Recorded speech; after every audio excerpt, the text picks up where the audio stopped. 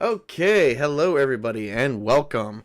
We are starting a little later than normal, but that's just because we were falling a little bit behind as we're getting ready to. Bit nervous here because I've never did a GM-less game before, unless you count what I've been doing by myself. Then I'm not quite sure what we count this as. Uh, but yeah, there we go.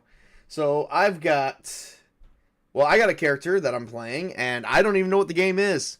I have no fucking clue. Oh, dear God. Hang on just a second. We are dying here. Okay, maybe we're doing better now. Hang on, I gotta check a few things. Oh, good Lord. Everything just gotta fail right out as soon as I start. I don't see anything wrong on my end yet. Fingers Okay. crossed. According to my gauge, my gauge is just okay. It's stabilizing now. All right. It says the audio stream's current bit rate is 0. Huh. My audio bit rate?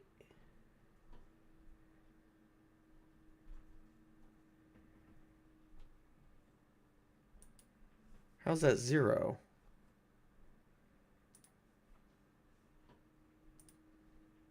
Okay, just checking a few of my stuff real quick. You sound fine on my end. Okay. Maybe it's just something that YouTube's picking up. Okay. If we start dropping around, just let us know. I'm actually looking at it right now. Hang on one second. We're going to go on a hold screen real quick. Let me refresh some things.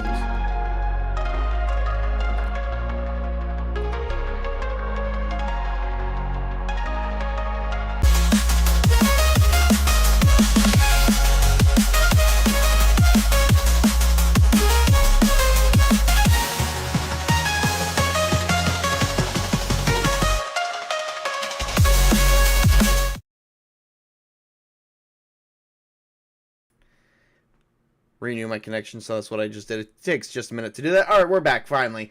All right, so we are playing Call of Cthulhu, and we're using Mythic. I don't even know what the adventure is. We are going to play.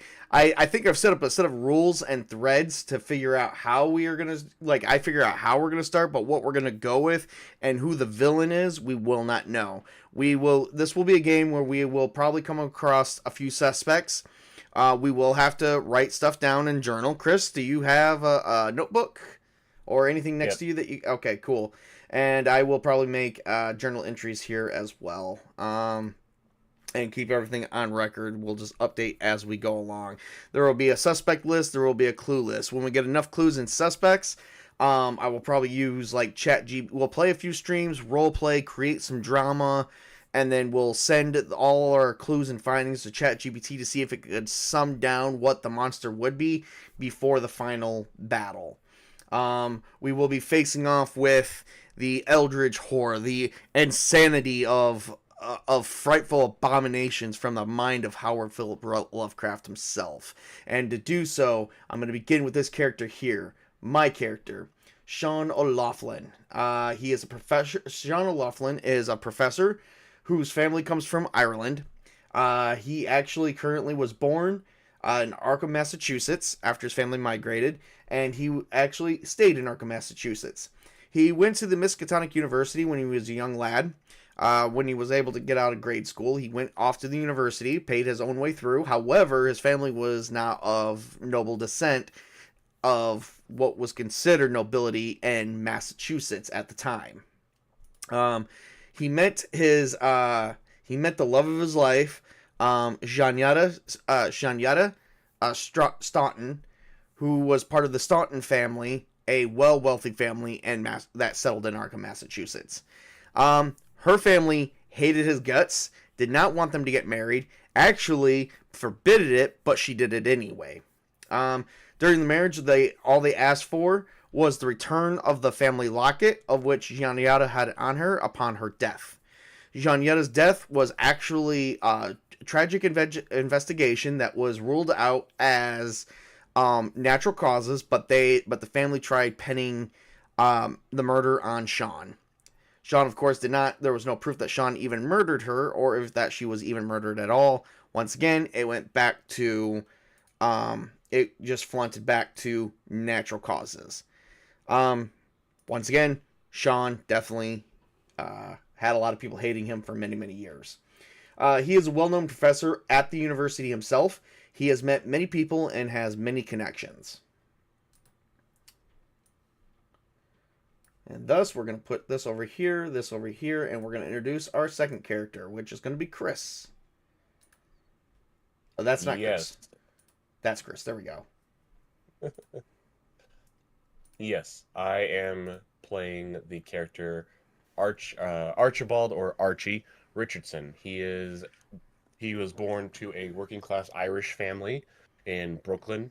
His father was a dock worker and his mother was a seamstress. Uh, and he had an older brother that he idolized, Tommy, and a uh, who is 6 years his senior, and a younger sister, Clara. Uh, Unfortunately, when Tommy was about 15 years old, which was when Archie was about 9, he had gone mysteriously disappearing. Uh, no one knows what happened, and unfortunately, it kind of hit the family hard. It caused Patrick, Archie's father, to drink himself to death. It caused Mary, the mother, to die of a broken heart, and Clara went off to Boston to stay with an aunt, leaving Archie to fend for himself. We're gonna open up a He fake question to that real quick. I'm gonna hit pause. Did your mother, did Archie's mother actually end up in the sane asylum because she had a broken heart, given the fact that your sister had to go live with an aunt? I think that would be 50-50. Do you object? No, I don't. Or if you can object, you can choose a different one. Our levels are impossible. Our levels of 0 chance to 100% chances, or like 5% to 90 is impossible.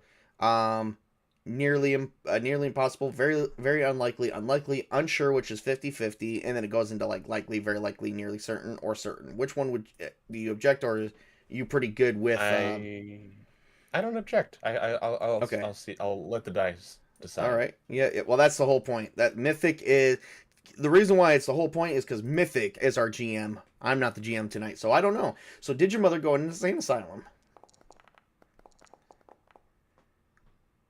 Yes. And was that insane asylum Arkham Insane Asylum, one of the well-known in Massachusetts, Which would, while you live in New York? I mean, sending Clara to go live with that aunt in Boston that's in Massachusetts. So that's an interesting twist. I'm gonna up it to likely then, given the fact that would be a very plausible twist. Exceptionally, yes. So your mom was recommended to see a doctor over in Arkham, Massachusetts. Do you think your mom And so did your mom survive, I or would is she probably still living out say her days? I would probably say in this situation, it's probably more likely that my mother originated from the Massachusetts area and met Oh, I my can live with father in that. New York. Absolutely, I can live with And that so too. that's why she went back to Massachusetts, is because she was sent there to be closer to family, as well as for Clara to be closer to her side of the family and everything. And it just kind of, yeah, she didn't end, so it didn't end well for her. Fair enough. Broken Fair heart, enough. the broken heart situation and all that. All right, we're gonna open up the scene to let's see. Let's roll here. Chris, Well, roll a well, also, D100. You I continue. yeah, and then Archie, he came into the care of a grisly private detective named Amos Callahan, and kind of became his apprentice, so to speak, and stuff like that. But unfortunately, just a few years ago, what year would you say this is? Oh, it is. You know what? Give me a second. I'm gonna tell you. I'm gonna roll a D10. Oh, look, I decided to 1920, just comment back. 1928. Okay, well, back in 1921, Callahan mysteriously disappeared in a case involving the cult of the Red Hook, That's one of our threats. uh, leaving Archie with everything from his revolver to uh, his PI in business. Mysterious disappearance of Archie's. Uh, not Archie's Mentor. apprentice. Mentor. There you go. I was looking for the name. All right, there we go. It is unlocked. It is a thread that we can possibly explore in this session or in this campaign. All right, so moving forward, let's roll a D100 and see who gets to set the scene first. I got a 100, so I think you started the whole thing. I got 100. That was kind of like I rolled triple zeros, triple threat, bitch. Yeah, I am gonna start. All right, let's get our scene descriptors coming out, and I'm gonna get our location. Scene descriptors that I get to work with.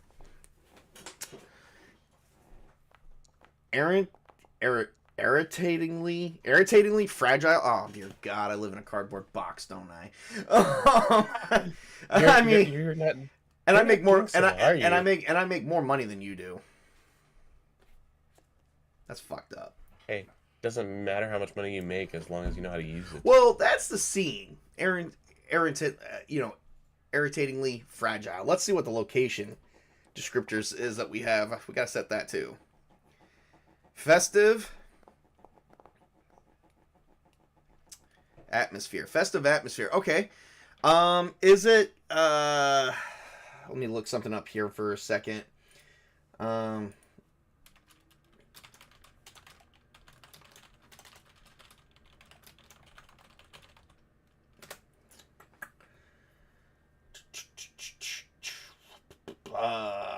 Okay. Oh, it's probably been a while. Let's see here. What was Halloween like in 1920s? Well, they did have festivals. So, yeah. Most of these photos are from 1920s. Huh. Wow. Imagine that shit. Okay, so great. All right, so irritatingly fragile. Yeah, my mental state's irritatingly fragile because I'm actually living in a rundown apartment. I'm a professor at the Arkham University. This is a late night. Is it raining? That is going to be our first fake question. It could be raining or it could just be a dry night. It is raining. Okay, so it is raining on this night. We are getting ready to celebrate All Hallows Eve. It is October of 1928. Let's roll it. How many? Is it 31 days, Chris, or 30 days in October? 31. October 31? 31st is always Halloween. Well, we're not going to start on the 1st then. I'm going to roll a 1d30. Okay, it is October 10th of 1928. And Arkham is celebrating their one of their biggest festivals that they are actually having leading up into Halloween. There's people being loud. It is a very festive atmosphere. However, Sean O'Loughlin does not really care for Halloween, as that he is still trying to resolve his own mental status on the potential issues. He's never really gotten over his wife, the passing of his wife. He loved his wife. Janietta was everything to him.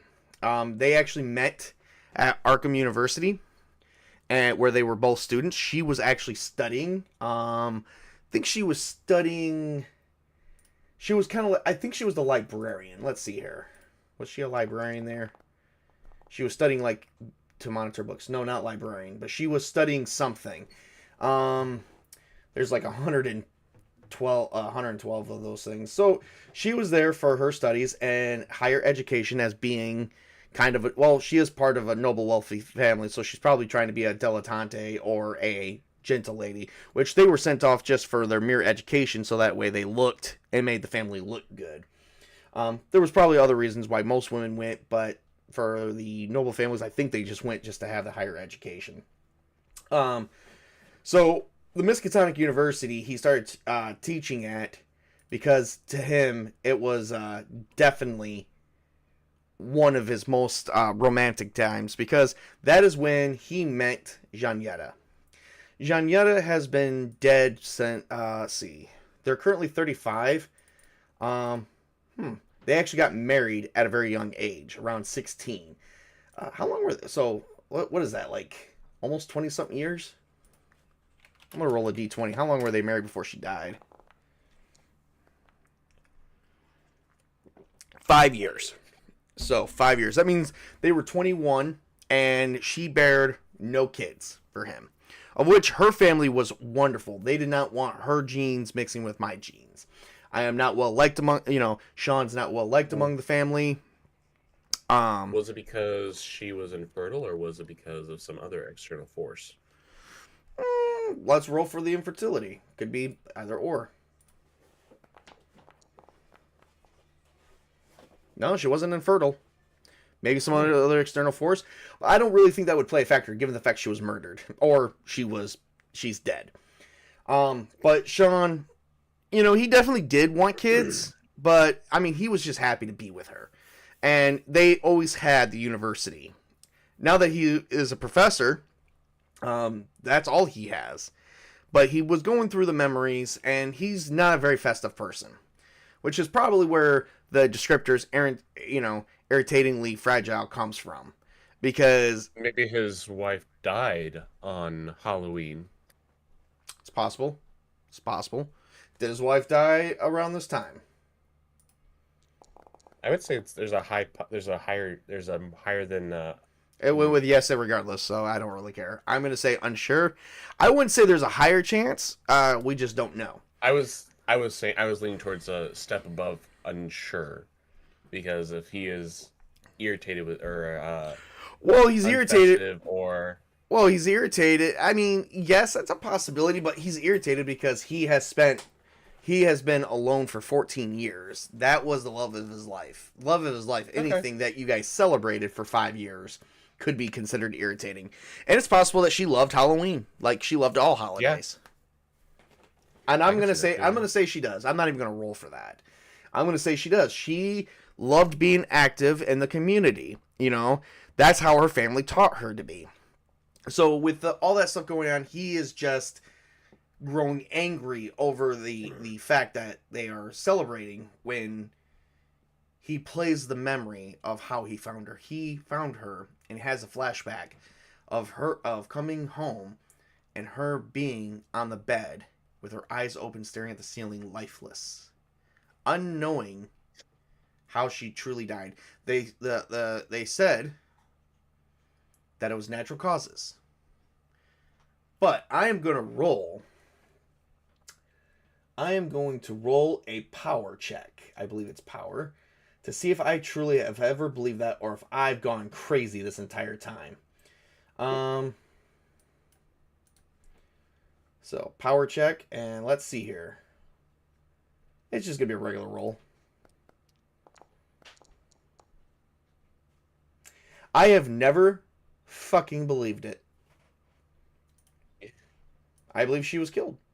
But I have no evidence. So, he is currently hearing people being festive and cheering and making sounds. And as he's listening to this, he's growing increasingly just angry. He decides to take a minute and just lay down for the night. But as he begins to do that, he hears a knock at the door. And I imagine... And of course, it's nighttime. It's raining. Who's coming at this hour? He calls out through the door by going, "Who's there?" Do they say anything back? No. He goes to the door and he opens it, and at his feet is a letter. A letter addressed to Sean O'Loughlin. Stop it, Chris. Hey, we want music. Here we go. I'm already planning to get music on my end. Oh, I'm actually just started playing some music now. Yeah, it kind of adds together.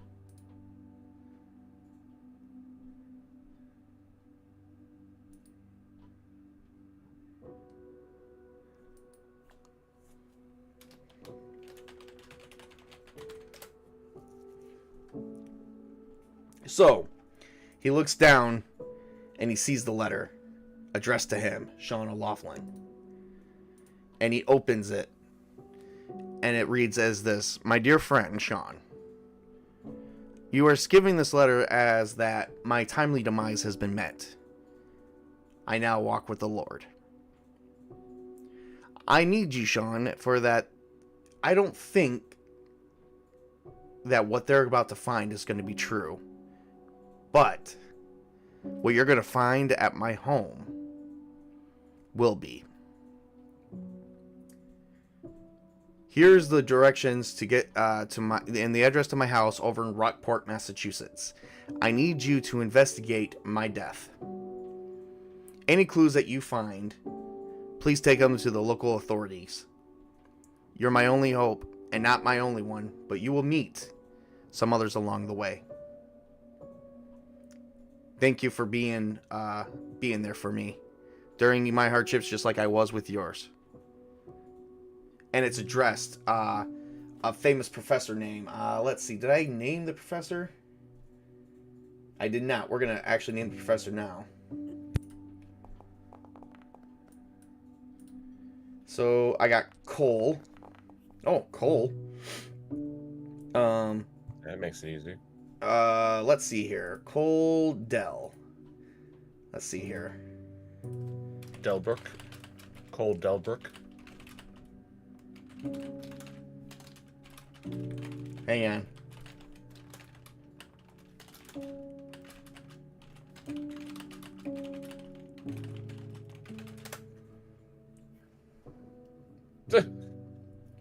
Ear trumpet. Walking with the Lord Cthulhu.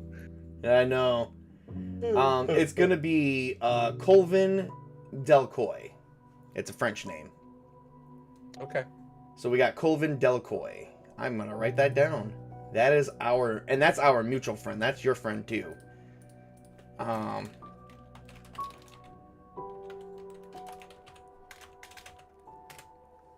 right, Colvin Delacoix, and he was a professor at the Miskatonic University too.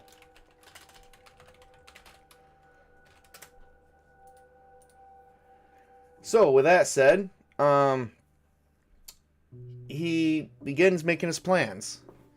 He puts away the letter. He gets out a suitcase and some of his fine clothes. Colvin and him actually, I think, did they work on a project together? Yes.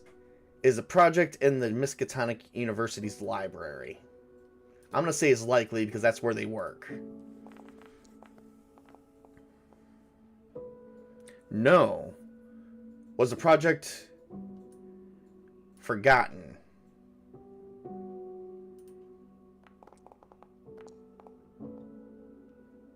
No, but it was confiscated. So at that point, that means it was confiscated. So I imagine someone confiscated my project with him. And he's like, I'm coming, my friend.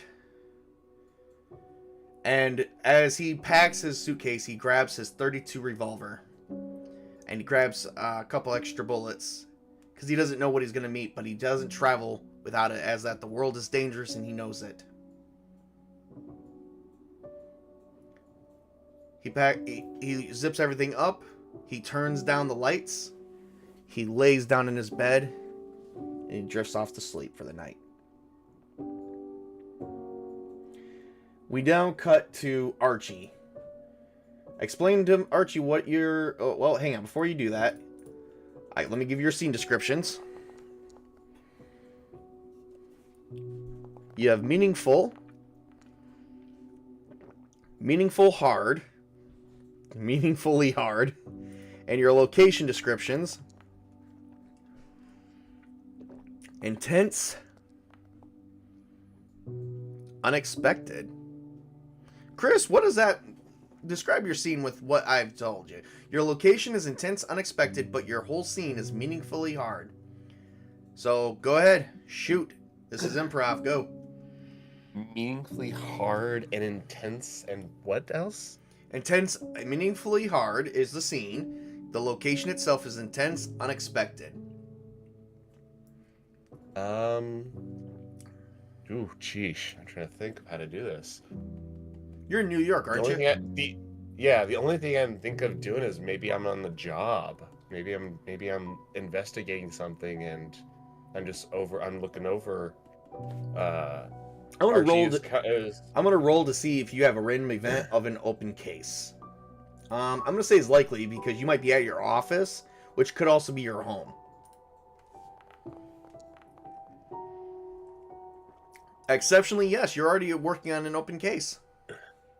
all right, so I'm at home. I'm in my office. I'm looking over the files that the in-person gave to me, and I don't know. Do I see something in the file that kind of just surprises me as something that seems familiar? Well, sir, you are gonna need to roll a. Let's see what you got here as far as skills. I think that will be you're scanning it over, reading it, looking for clues. It's gonna be a spot hidden check. So spot hidden is on there. So all you got to do is click it, hit it, and it'll be. Let's see here. Let's get the level intensity. Let's say regular or hard. It's just regular. If it was going to be no, we would have upped it to hard to extreme, and then extreme would have been the last answer. So roll the spot. So this is just regular. So roll your spot hidden to see if you notice anything peculiar in the file.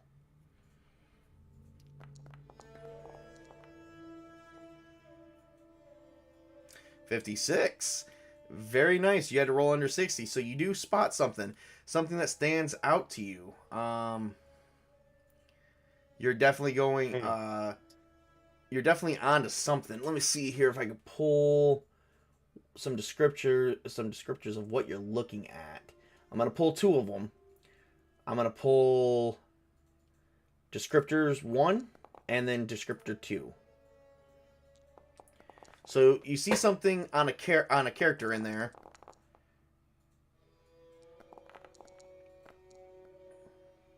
So things that you see on one body. You see something professionally young, which means you probably see a young man dressed in a suit. Yeah. But the words meek, the second descriptors was meek and inept. So it's a young man who looks meek and inept. Yes. Quiet, gentle, easily imposed. Like, not, like, very inexperienced is where I would get with that. Because I looked up meek and inept, and it basically all it screams to me is inexperienced. Yeah. As a kid, let me see here. I think a question I would go with is he at least 18? No. Is he younger?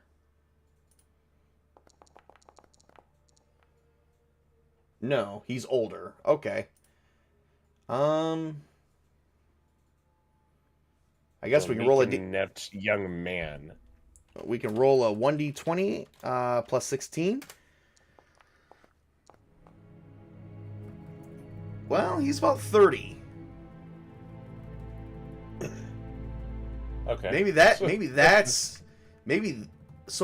But he looks professionally young.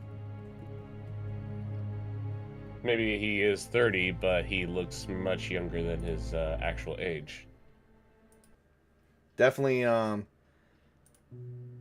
He has a baby face. Exactly.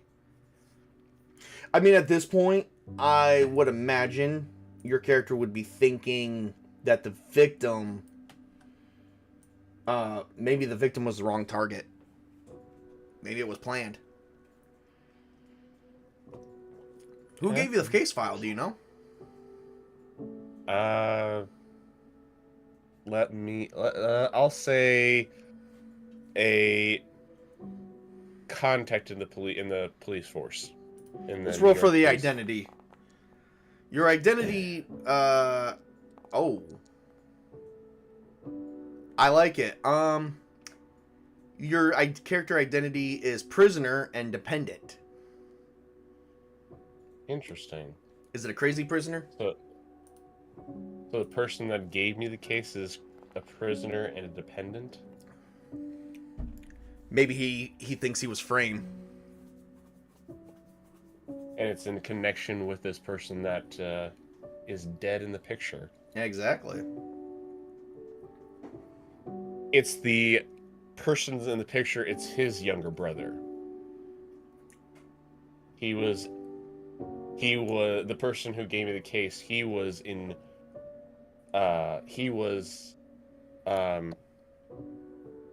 incarcerated in the mental institution and wasn't there to watch out for his little brother.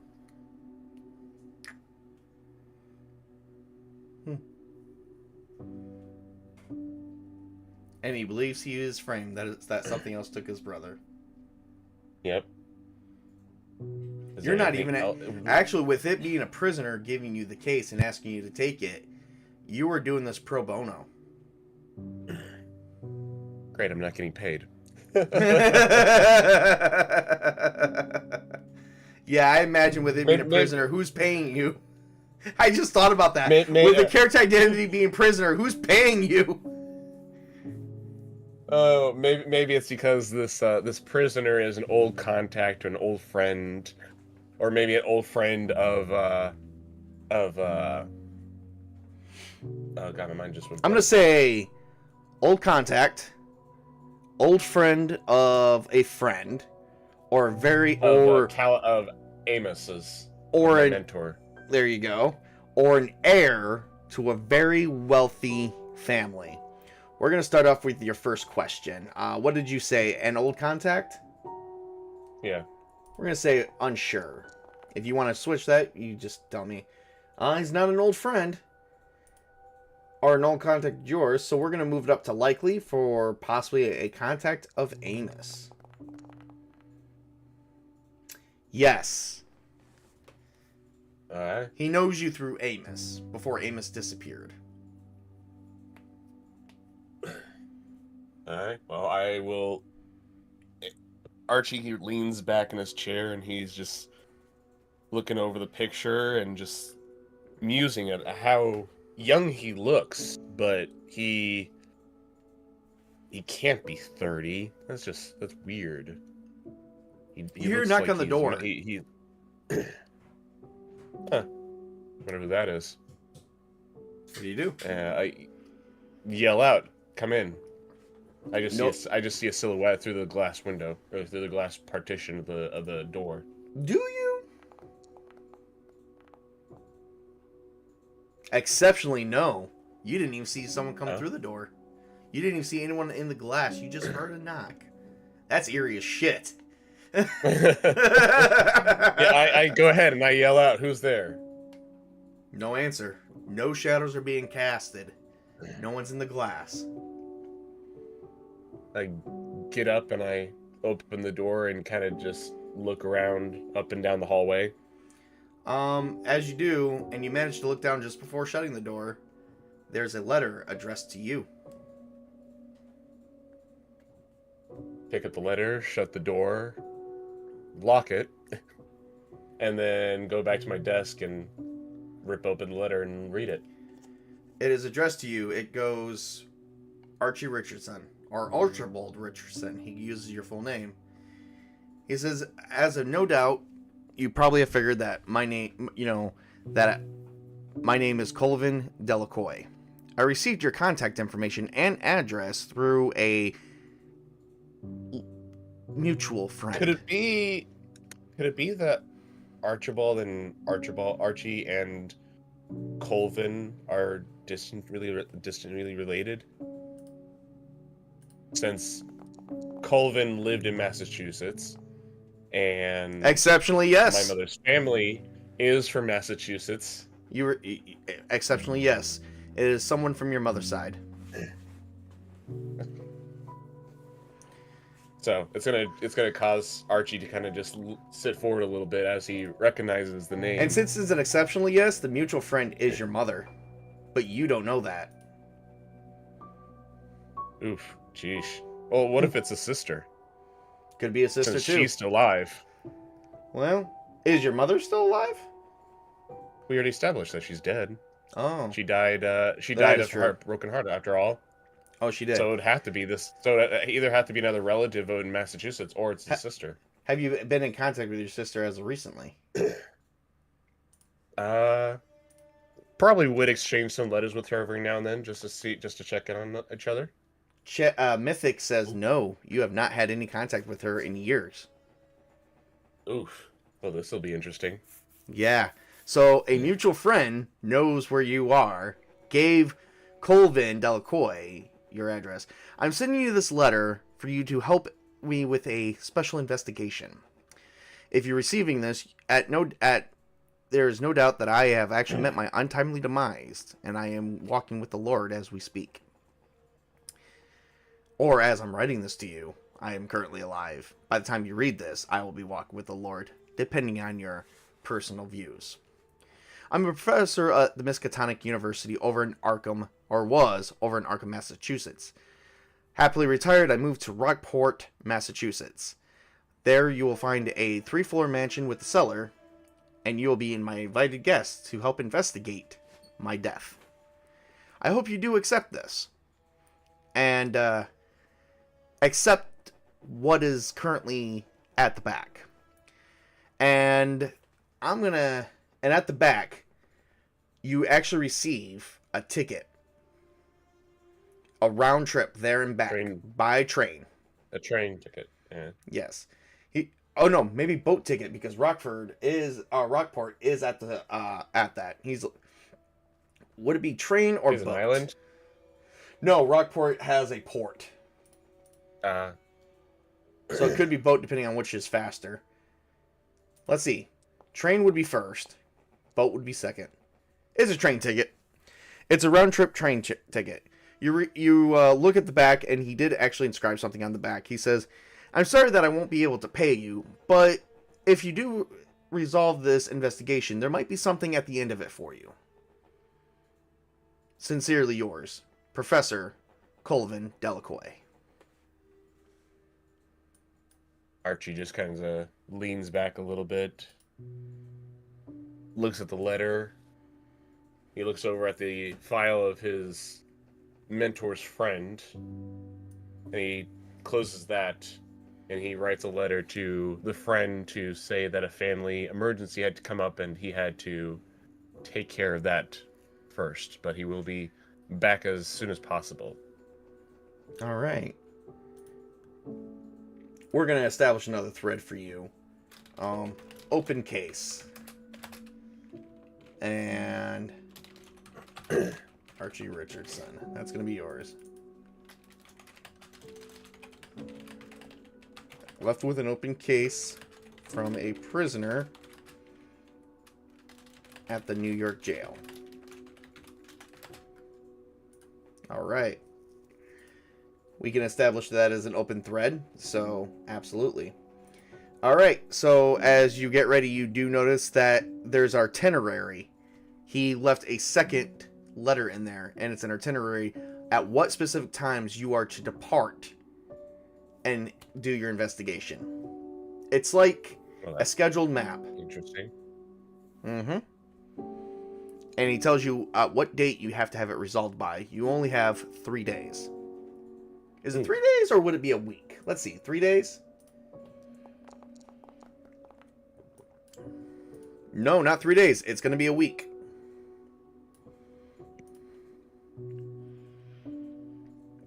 Okay. So you have 1 week to resolve this. Your return trip is no earlier and no later than October 18th of 1928.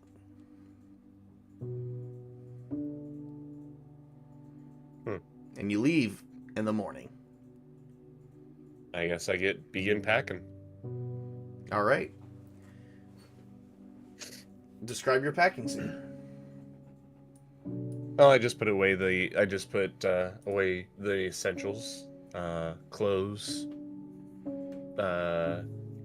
toothbrush, and some of my utensils I use in the PI business, as well as some bullets for my revolver.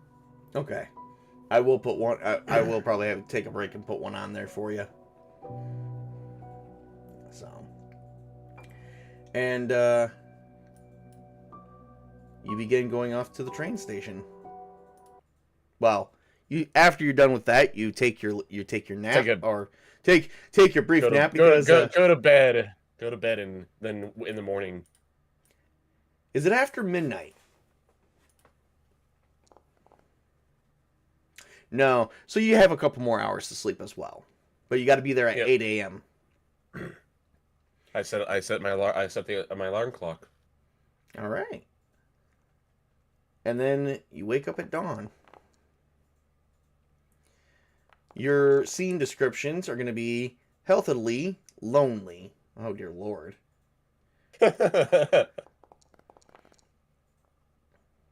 Remote, which means alone or somewhere else. Remote cold. Healthily lonely. So you're healthy, but you're doing it. You're alone and healthy, but you're healthy while you're alone. I mean, hey, I'm a loner, so loner PI. Well, so. it's actually worse than that. As you're at the train station, you make your way to the platform where you're supposed to be at. And the train is there, and you see a conductor.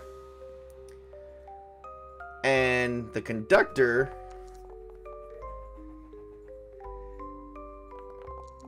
say your descriptors are going to be drab and unusual.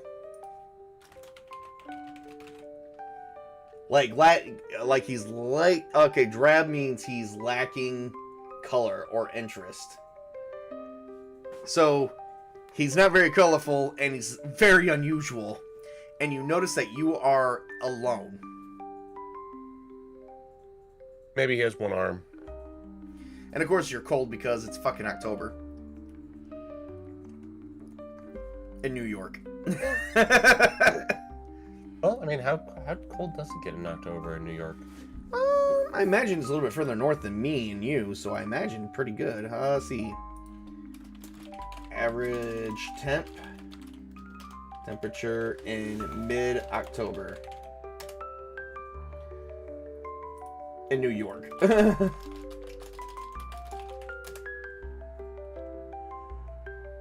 Well, 65 is average. So let's say, since it's cold, I'm going to roll a d20, and it's going to be below 65. So it's 55 degrees. So it's not like... Don't forget it's also supposed to be 1928. There's a little bit of a temperature change, so it's actually around 58.9 is the average temperature. Oh, in 1928? Oh, very good, very good. Well, then it's 48 degrees. That's fucking cold. All right, go ahead. Describe the scene. I guess I'll be adjusting the collar of my, or I'll be adjusting my hat to make sure it sticks onto my head, as well as adjusting my jacket to fight off the chill as I look over at the one-armed conductor. And kind of be waiting to get onto the train. Is the train here yet? Oh, the train's here, and you're by yourself on this platform with the one-armed conductor.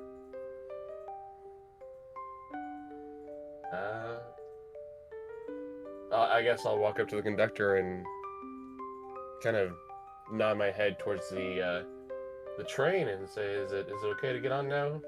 Ticket, please. Hold up the ticket to him. And he stamps it. He says, "You may now board."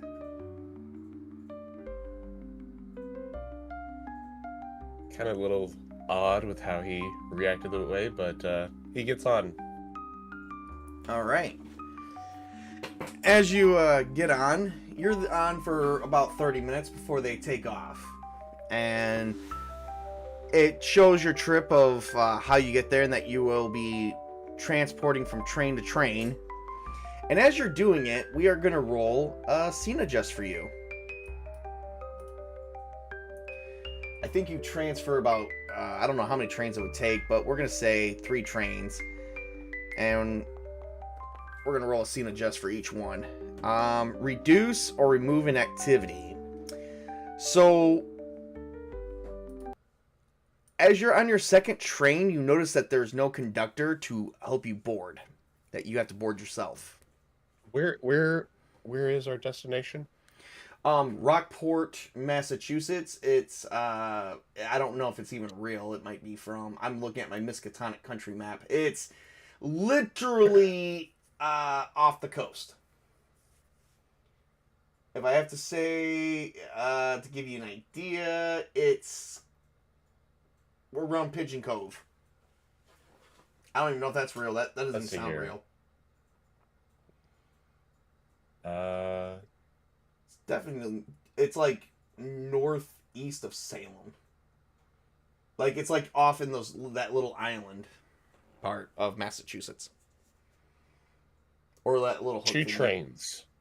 A transfer to Boston, a transfer through Boston. 2 trains. Okay. So with the remove activity, I imagine there's no conductor on the second train. Okay. It would be about from New York to Boston, it'd be 4.5 to 5.5 hours, and then from Boston to Tails wants to know if you can if your character would have slapped the conductor. Nah, for being creepy. So overall, it would take 6.5 to 8 hours to get from New York to Rockport with the transfer. Okay. Well, there's the problem. You're missing the conductor, and you made it to Rockport in less than 5 hours. Interesting. Or at least you think you're feeling a little bit of lag, but it's in the same time zone, so you shouldn't be feeling anything. Actually, you might feel something because it should have taken a lot longer than that. Would your character have felt anything? How would no, or he probably would be kind of curious as to the time change and everything. He'd be kind of checking his pocket watch. Is your pocket watch dead? Did it stop It's one working? of the old-fashioned. It's one of the old-fashioned crank ones. It hasn't stopped working, so that's not it. So it's still working, but the time still says you made it in 4 hours. Unusual. Very. But okay, I guess I'll just step off the train and kind of just look around and maybe walk up and I should have directions to like a hotel or to Colvin's residence, shouldn't I? You should actually. Let me roll for your descriptions for your scene as you're getting off. So, strangely, for the scene, average. Oh lord. These are so weird. Like, I mean, playing Call of Cthulhu, you know what I'm getting? When it comes to strangely average, the station is average, but you dangerously welcome. But dangerous welcoming. Okay, so when your scene goes strangely average, you know what's strange about it? You get off at an average fucking train station, right? But there's a cab waiting for you. And a dangerous mist or a fog is kind of over the town, so it's kind of hard to tell. As you're being welcomed by the taxi driver. Hello. That's what that means. I mean, it's weird as fuck. He'll probably have a sign with my name on it. Oh, he's got more than that. He's definitely. Well, here's what is also strange. He's kind of a big guy. He's like a hitman, because your character appearance descriptors are jewelry and mighty. So he's not someone you want to fight, and he's not in what you would consider butler type clothing.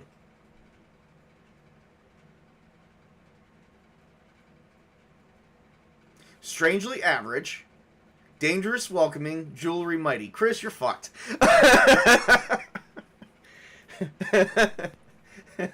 Well, I'll walk up to the fellow who's probably got a name with my name on a sign that he's holding up, like at an airport where you see someone holding up a sign that says, "Hey, I'm looking for Archie Richardson," but no, he's just staying there silently glaring around at anyone that's coming off the train or anyone near him.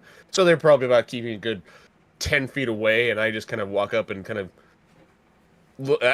Let's say he probably has some earrings in, hence the jewelry part, or probably like diamond studded cufflinks. Well, yeah, I don't think they would have like earrings in 1920s on men, but he's definitely got a necklace and a ring and his cufflinks. He looks very well dressed. I'm Archie Richardson. Can I help you? Yes, I'm here to pick you up and take you to the professor's place. His name is As In. Oh, dear Lord.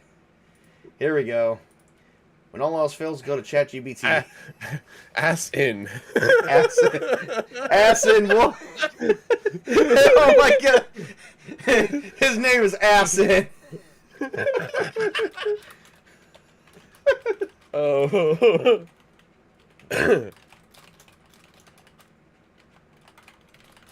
How about Amos? He's gonna be Amos. Stay away from Amos. His name is actually Esmond Ingram. Asmund Ingram. Esmond Ingram. It's actually Nordic European. Okay. Hence the muscles. Or he could do Ashton. We could do Ashton. Polished, very East Coast. No, I like... Let's roll for it. If you're under 50, it'll be Ashton. If it's over 50, it'll be Esmond. Over 50, it's going to be Esmond it is.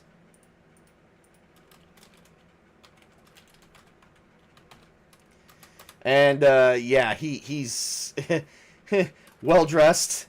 We're going to put down to some descriptors. Wearing expensive jewelry. Driving a cab. Chris, is it a horse? Is it a horse-drawn cab or is it a motorized cab? Well, this is 1920s. It's going to be an automobile. I mean, it's the 1920s. They're still driving around. Was Colvin rich enough to acquire a automobile? He has a 4-story mansion, yes. Okay, yeah. Yeah. And this guy's driving. Esmond is driving it. Does he even fit? Let's find out.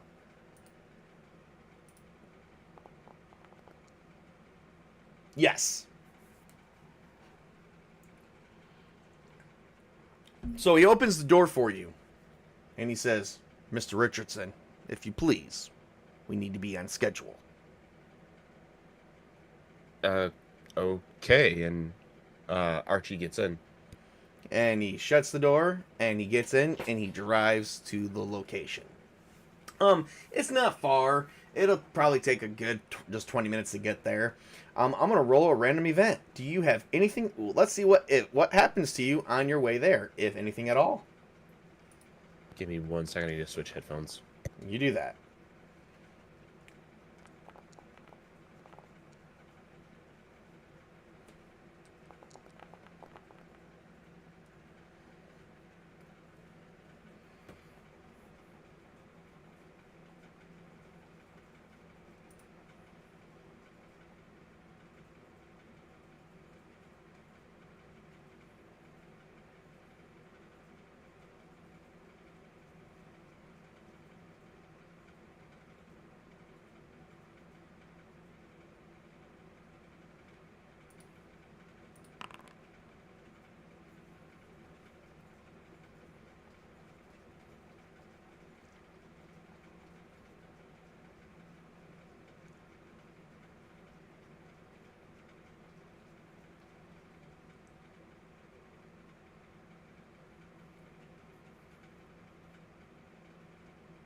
Okay, I should be able All to right.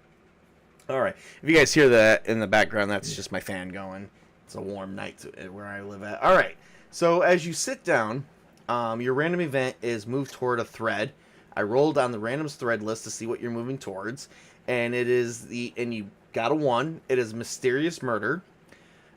So basically, your friend that thinks is murder. It's from Colvin Delacoix. It's actually a news clipping article, and it's folded over in the seat next to you, and you open it, and it says that Colvin Delacoix was found dead in his mansion.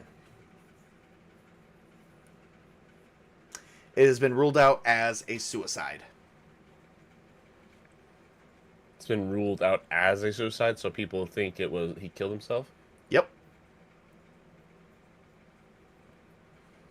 Which is written. Do I see which was any... written in a letter that possibly he was not. He definitely was meeting his demise.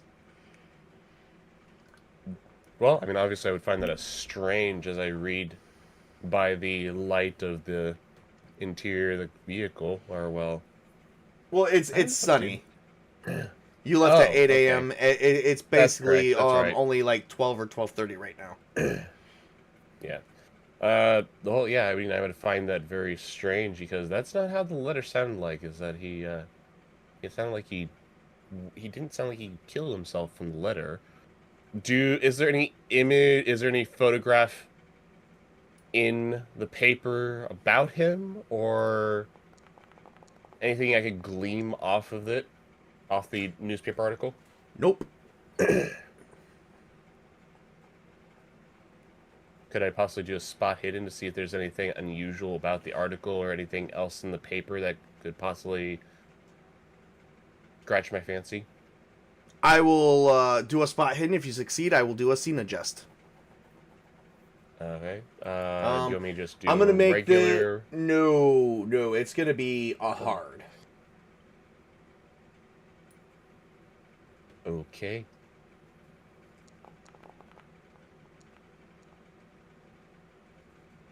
You failed because it was supposed to be hard, so you had to get it below that. So yeah. You can push your roll. You can spend 25 luck to pass, or spend 43 luck to receive an extreme, which means you will also pass, but with a bonus. What would you like to do? Either sacrifice 20 to pass, or what was the other option? 25 to pass, or 43 to receive an extreme success. Nah, I won't do any of that. Instead, I'll just kind of look up, or Archie will look up around at the surroundings, or you can push your houses and stuff like that. Right, you could push your roll for free. Problem is, it would penalize me, wouldn't it, for the future? No, it just means you wouldn't be able to look at it again for the scene. Yeah, sure, I'll push it. All right. Pushing. You received a 3, so you did pass. So you did receive something. Which that is an extreme success without even spending any luck. I definitely think that is pretty amazing. All right. So, we're going to roll for a scene adjust. Actually, you're going to get 2 of them. Cool. So we're going to add a character. And then I get to make 2 adjustments. The first alteration to the scene, besides adding the character, is going to be an eruption event. Ooh. Oh, fun. NPC negative. Oh, joy. Punish. Personal. Ooh. Punish and personal. Alright, so we're going to add in the character. He is not going to look great. We're going to say we got Vey and E. We're going to call him... Benny Emerson. I'm going to say... Or Victor. Victor Edwards.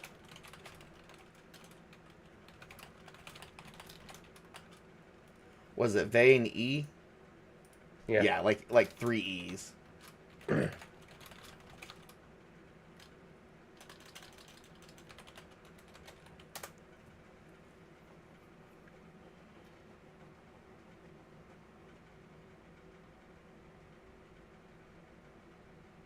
All right, I'm gonna give you Victor. Victor. Edwards. No, Esposito. That's Esposito. so Sorry, he's Italian. Latino. He's Italian. Yes. Ah, okay. Um. So. Wow. Okay. So the vehicle stops, and as the vehicle stops, you also have punish and personal. Let's see what this guy looks like.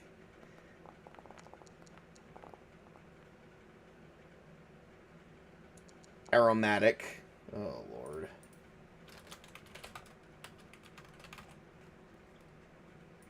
He's very smelly. And he's athletic. Oh shit. So you have this Italian looking guy. Dressed in if they wear fedoras, and a 1920s fedora and a suit. And he gets in the other side of the vehicle. And he stops, and as your driver begins to turn around, he pulls out a gun and says, "Don't move." Is he aiming the gun at my driver or at me? At the driver. He said, "Archibald Richardson, I presume." You notice he has a very nice cologne. Archie kind of just looks at the gun and then up at the gentleman and says, "Yes, can I help you?" Yes, I am Victor Esposito. Nice to meet you. Esposito. It's actually Esposito. Esposito, yeah. Victor Esposito. He's like, "You're here to investigate a potential suicide, correct?" If I am.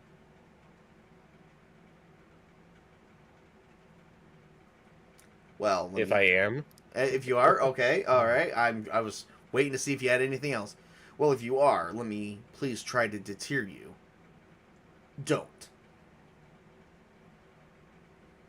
I'm sorry, but he's a family. He's family, and after all, I've done plenty of work with Italians. They are big about family. You're right. We are currently good. Is the road clear for the driver to drive? No. He's like, I imagine it would be.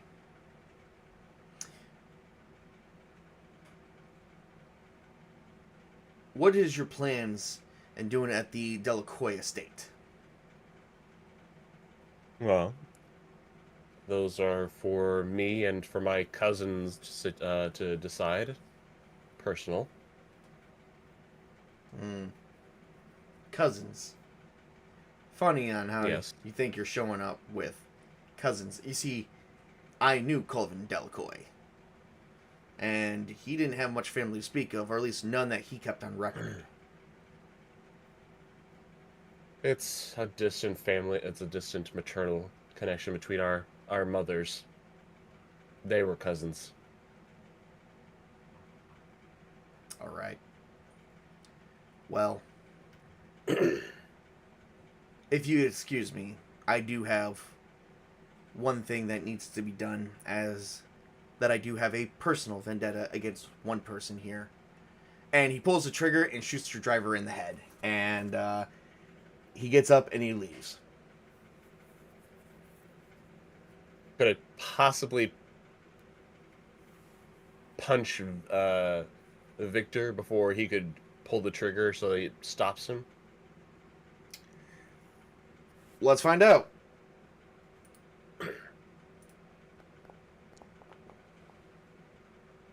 Exceptionally, yes, you got a good possibility. It'll be a strength check. Brawl? Brawl will count, yes. And I'm gonna make regular is fine.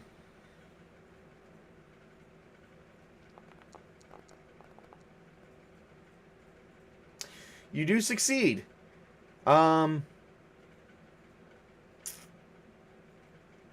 Alrighty. So with that, we do have one additional scene alteration.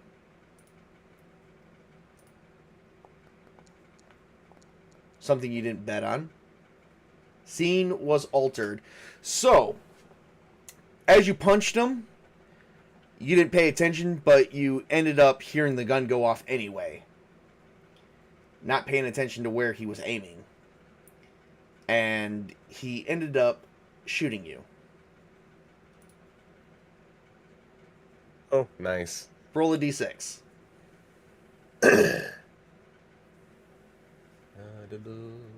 Just don't roll a 1.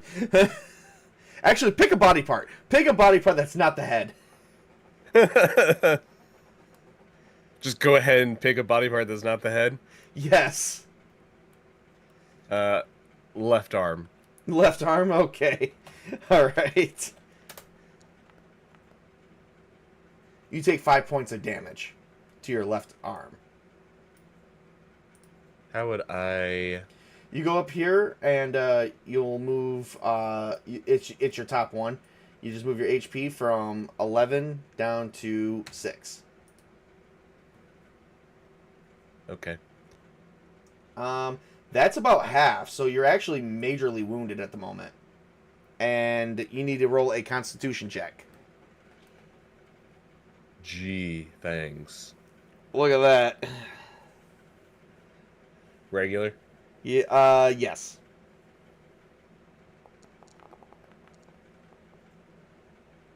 You pass out. You pass out. Wonderful. So you're unconscious for a minute. And that is where we're going to end your scene. Alright. So, I'm not that far out of town. I think automobiles are very expensive, so I'm not sure if I would have one. I'm not exactly poor. For a credit rating of 50, when the top is like 100, that's like half. Let me check you know what? I'm gonna say he bought a plane. Not a plane ticket. He bought a train ticket, but it's like there should be one that went straight through, or a bus ticket at least. Like there should be like some form of busing to get there. So for your low-end mass market car, it would be about 385 to 570, depending on the body style. For mid-range car, it'd be 700 to 1200, and for something luxury, is 2000 plus. Well, I do have. Well, let me look at the book here. Let me see what's actually in the book here. The good news is we do have a book. I can pull it up, and I'm allowed to have up to 25,000 in assets. I love assets, which means I didn't buy this car today. I've had it on me for some time. So let's see here. Equipment. Here we go. 1920s. Real estate, medical equipment, speakeasy prices, outdoor travel, lodging. Ooh. Outdoor and travel gear. No.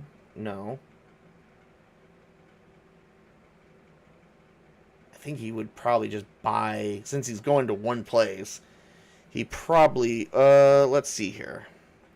Transport. Here we go. I don't think I would drive. I'm going to drive the, it's safe to say I would drive the Buick Model D45. Which is roughly $1,020. So, yeah. I definitely would have that in assets. Alright, so I actually drive my vehicle straight to Rockport, but I believe from Arkham to Rockport, that'd still be a couple hours. So let's see here. Let me roll on a random... Well, first off, let me describe the scene as I'm driving. So my scene describes beautifully lavish. Beautifully and lavish, which means fucking awesome. I'm in my car, so I don't think I would have a location. Your scenery? Wait. 'Yes. Oh, well, here, let's look at the terrain. large terrain, so I would see a lot of farmland. And life. I see a lot of farms. Uh-oh, we're losing the stream. Hang on just a second. Okay, I think it's bouncing back now. It's just taking a minute.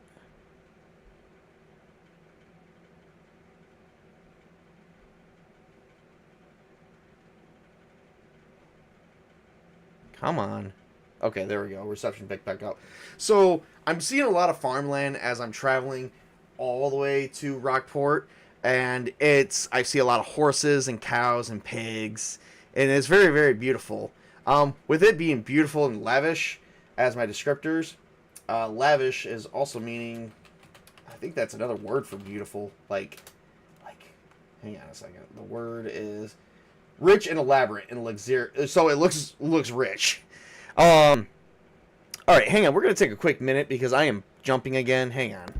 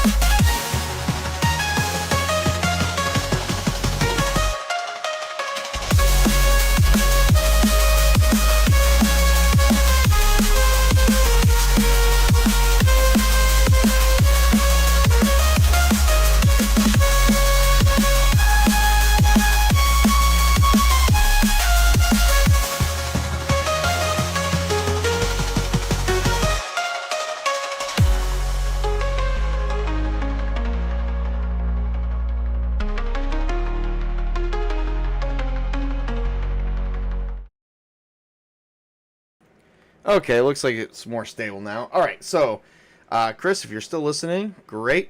As my character is traveling, he is noticing that he's looking around. He's seeing the rich farmland that is beautiful. Crops are growing in very nice. I believe, if I remember correctly, a lot of the crops here are a lot of apple trees.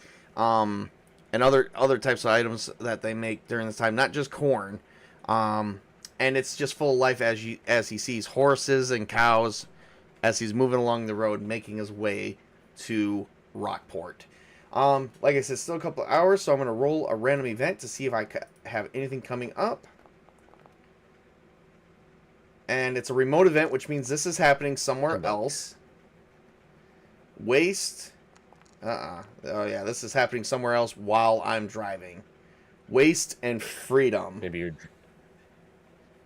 driving by a waste processing plant. No, this is happening somewhere else, not in my same scene. Remote events means something is happening somewhere at the exact same time. So as I'm driving, we cut to you, and you wake up in a hospital. Wonderful. Freedom means you're getting ready to go. You've been out for probably a couple hours, and they did not waste. Doctors. They didn't waste any time to make sure you were healed. They bandaged you up and told you to make sure to change your bandages daily, if not every couple hours. They removed the first aid training. Yep, doctor looks at you and says, "We did remove the bullet, but you're gonna need to not use that arm widely, and just make sure that you change it every couple hours until it starts to heal, and then come back and see me before you leave. Give it about a week. We'll see where you're at, and then if you prefer to see another doctor in your hometown, where you're from, since you're traveling, sir, that'll be fine. And the quick thing is, give me an intelligence roll." Regular.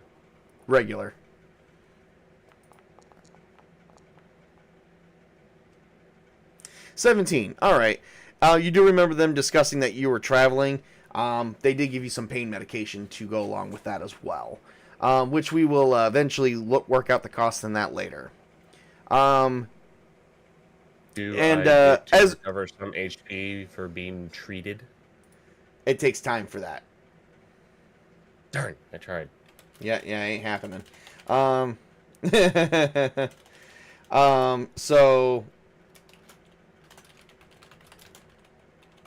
all right. So Esmond helps you to the car as they don't see any reason to keep you in the hospital, and he begins taking you the rest of the way to the mansion. Do we both arrive around the same exact time? Does Esmond's opinion of me change after I just saved his life? Esmond doesn't have an does Esmond have an opinion at all? Exceptionally, yes. Yes, he likes you. He likes you a lot. Did you want to? I don't know. Is that what you wanted? Yeah, sure. Okay, whatever. It means he'll be more cooperative whenever I need something from him. Esmond I kind of was Esmond neutral at first. He was kind of standoffish. No, he's just doing his job. No, he wasn't neutral. But I would not imagine Esmond would have, like, he's paid to do a job. That's pretty much about it. But you did save his life, so he is happy about that. As you pull up to the mansion, we both do arrive at the exact same time. You see my Buick, and I get out of the vehicle. I watch. Sean watches as Esmond gets out of the vehicle, and he watches as he goes around, and you come out of the vehicle as well. Esmond basically escorts you and meets me at the porch, and he says, "The property here is for you guys to investigate, but meanwhile, I will take you to your guest rooms. Follow me." And he shows us inside. And is there anybody else on the inside? I imagine there's a butler and a cook. Yeah, butler, who probably is head exceptionally of the staff. No butler, no cook. Just Esmond. Did they all get fired after he died? After Colvin died? No, they were not fired. Unexpected random event. Move away from thread. Uh-oh. Guide. Guide and weather. Okay, well, the weather is crap. Okay. A storm is coming in. We hear distant thunder and see a storm move away from thread. Move away from thread. Let's roll on a random thread list and see what thread we should move away from. The main one, the mysterious murder. Oh. Why is that?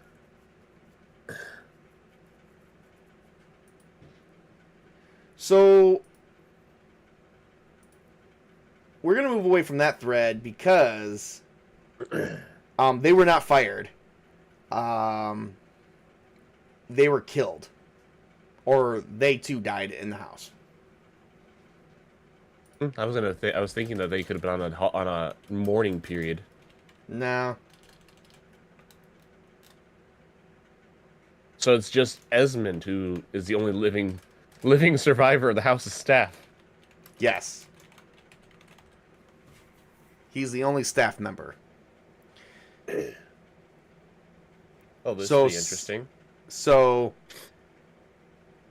we're going to add in another thread to move towards. It's going to be mysterious from murder. A mysterious murder to mysterious murders.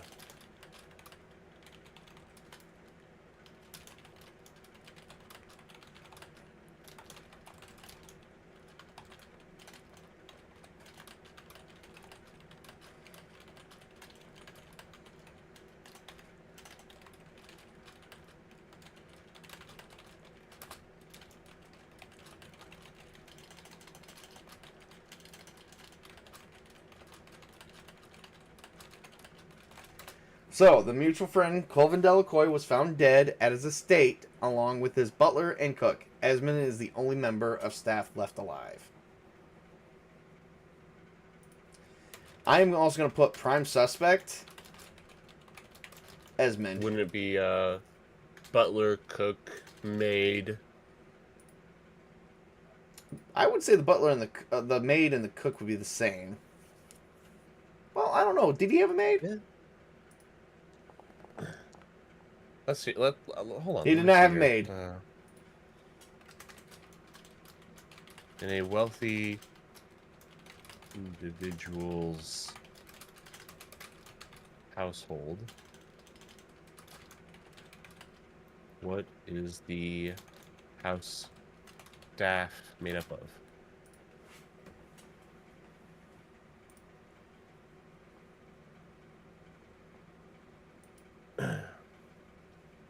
So you would have the butler, who is the house of the household staff.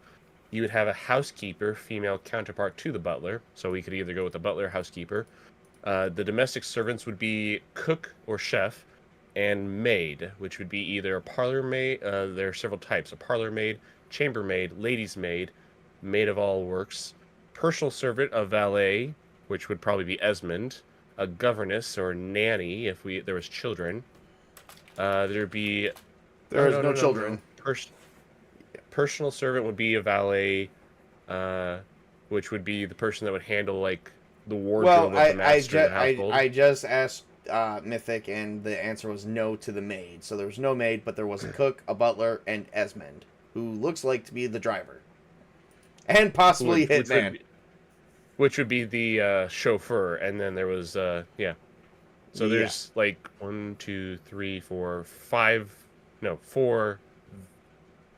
house servants, but you've already fired the maid.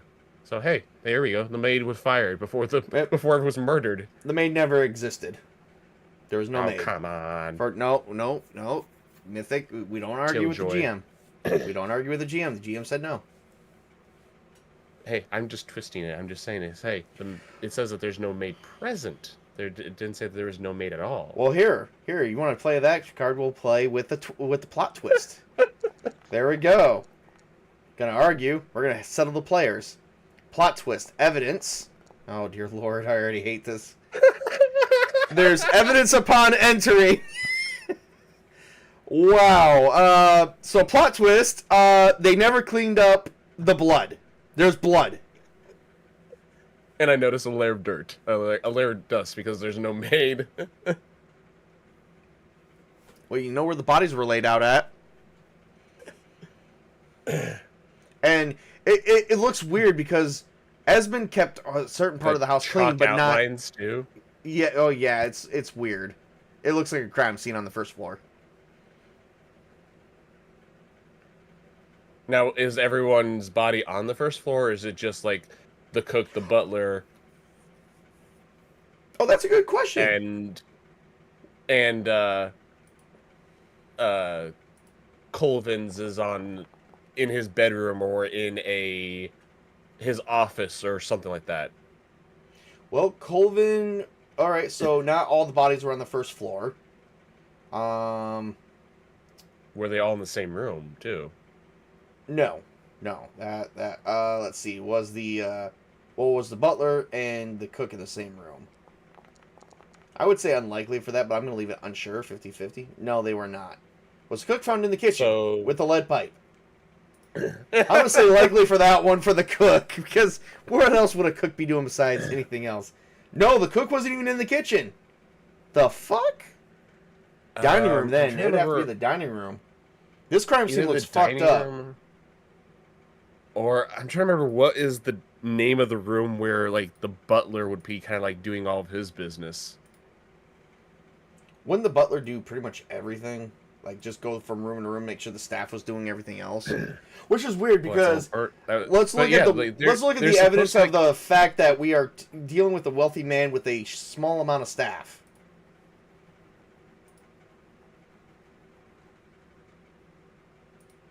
And the room went silent, everybody. Butler's Pantry, or the Butler's Room. So there is something called the Butler's Pantry, which is located between the kitchen and the dining room. All right. I'm gonna roll for the butler's pantry, which is likely because that's where the butler would be. And that got a no. And what was the other room? The Butler's Room, a large estate. The butler sometimes had a private bedroom or sitting room within the service quarters. That as you check. Okay, so there is a room on the first floor. The parlor, dining room, kitchen, butler's pantry serves between dining room and kitchen. Sunroom, wraparound porch. Was the butler found on the porch?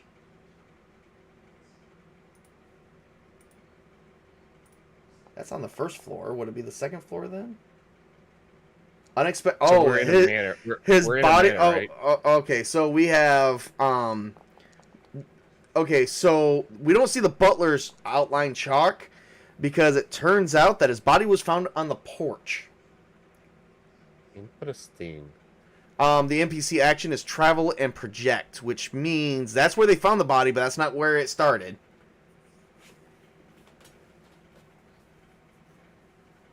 Which means the body was put there, but we need to project where it could have been. Is there a blood trail that we could follow? Let's find out. No. So he had to have been like knocked out someplace and dragged there and then killed. Pretty much. Unless it was something like lethal like they lethally Let's continue with the scene first with him dropping us off, but I'm definitely going to say let's roll a sanity check because this does seem kind of unusual. Great. Thanks a lot. And it's just going to be a regular. I mean, wouldn't I should be fine. I'm used to this sort of stuff, aren't I? Give yourself one advantage. That means you get to move your. That means when you hit the sanity, you hit the SAN, and then you just move it over to the +1, the green die. And it will give you the lowest score. 21. All right, we both pass.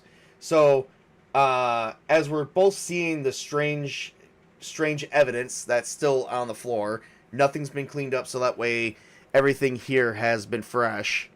How long ago was he killed? It had at least been within 72 hours. Was it within 72 hours? Exceptionally, no. So, it could have been longer. Was it shorter? Let's ask that. Was it shorter? I'm going to say likely for shorter. If not, then it could be longer, which means we're investigating an old-ass crime. Okay, it was shorter. So, it was probably within 1d2 days. Ask if there's any blood at all. I already asked. There is none. Oh, well, hang on. There's no Hang no on. blood. I'm gonna roll. Let's see. Was there any blood at all? We didn't ask that question. Yes, there is blood. Okay. Just not blood trails. Okay. So blood and no blood trails. Well, yeah, there's. So yeah, like I said, he had to have been brought to that spot. So I mean, as a private investigator, I would have to say, yeah, he had to have. We're getting a little bit far. We haven't even made it up the stairs to drop off our suitcases yet, and you technically have a bullet wound to the arm. I can still work. I think that's kind of pushing your character a bit. Give me a Constitution roll, and I'm going to make this one kind of hard because you're under meds. Asshole. So yes, hard. Yes, hard. Oh yeah, you definitely failed. So to succeed, you can push it. All you can do is push it. You can try and push it, but after that, you won't be able to. If you fail, you're kind of gonna maybe pass out for a bit. become woozy. Yes. Oh. And if I don't do it, and if I don't push it right now, I just kind of... You still feel woozy, but you're not gonna, like, it's not gonna be overbearing. Oh. No, I won't push it. All right, fair enough. So, yeah, you're not even inspecting it. So, we go up to the second floor. And on the second floor, there is 2 guest bedrooms. And they're both basically on the same wall. So we go down a hallway, and he says, "These are our 2 guest bedrooms, both designed exactly the same. You guys can pick which one you want. They're equally in measurement. Once again, exactly the same." And we both go.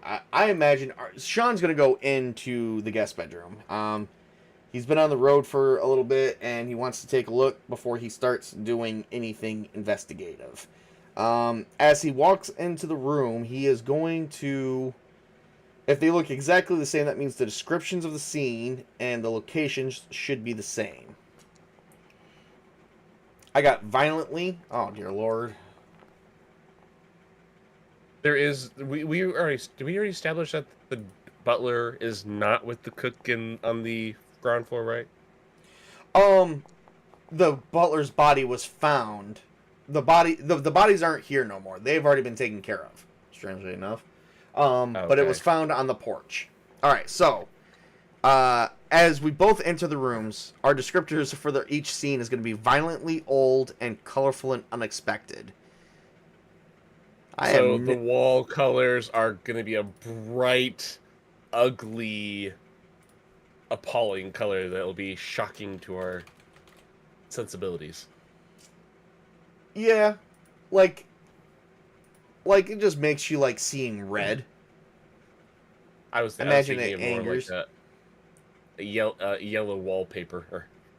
Oh God, no! Hell, I would think maybe a brighter red. Yes, a brighter red. All right, let's figure this out. Yellow. Yes, they're yellow. Oh my God, that would fuck up your senses like none other.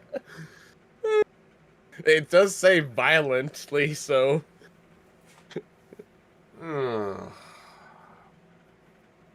Sean is just like, oh dear God, someone who has no taste in decoration. Wouldn't you know that?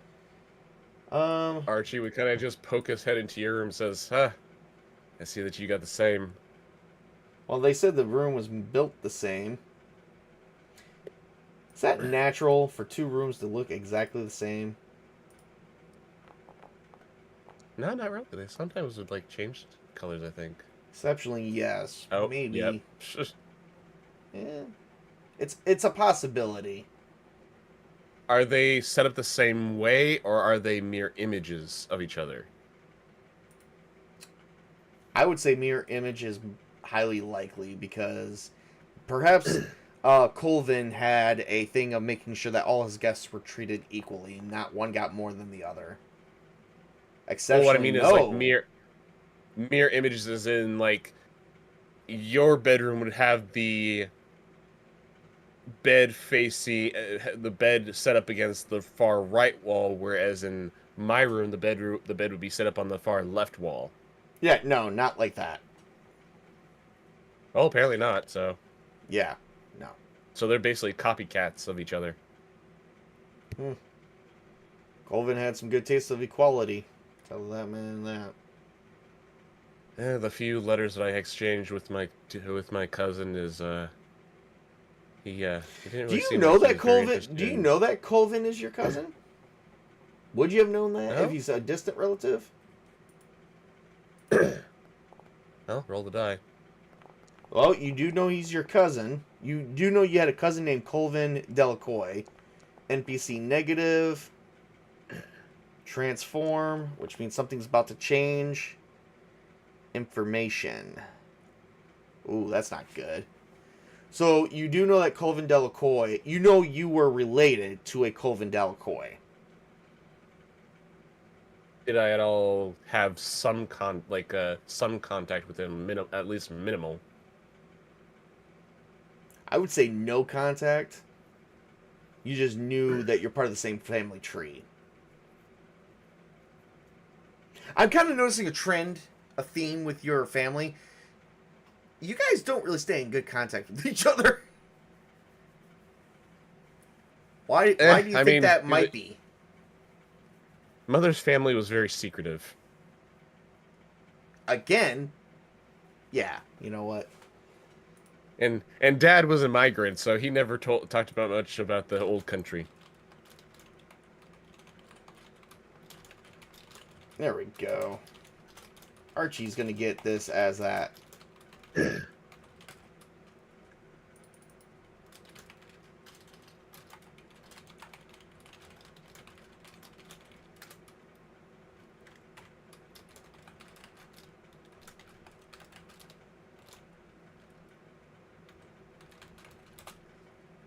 Okay, so you have another thread here. Family secrets from mother side.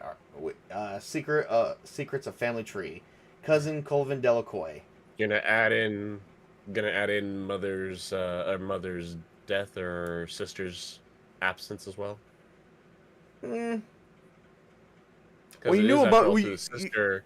you knew about your sister, Oh, but I sure. imagine you also wouldn't also know of your mother's death, unless that's the information you want to change. Oh, I mean, when you were doing like family secrets, I was thinking of like putting down like cousin Colvin Delacoix, uh, absent sister, deceased mother, and yeah. I wouldn't call that a secret. I'd call knowing True. that I would call knowing the victim a secret. As Okay. the way Leave he it alone. wrote to you too. Got to remember he wrote to you in such a way where he said, "I got your information through a mutual contact," which got to figure out who the mutual contact is, if it is truly your sister or somebody else on your distant relative. Maybe another friend. Who knows? Maybe Esmond is your relative. The aunt. Yeah, Esmond, yeah. Oh, uncle. That's a man. Well, I'm just saying, like the after all, Clara went to live with an aunt. Oh, that is true. That is true. Could have been the aunt. Okay, so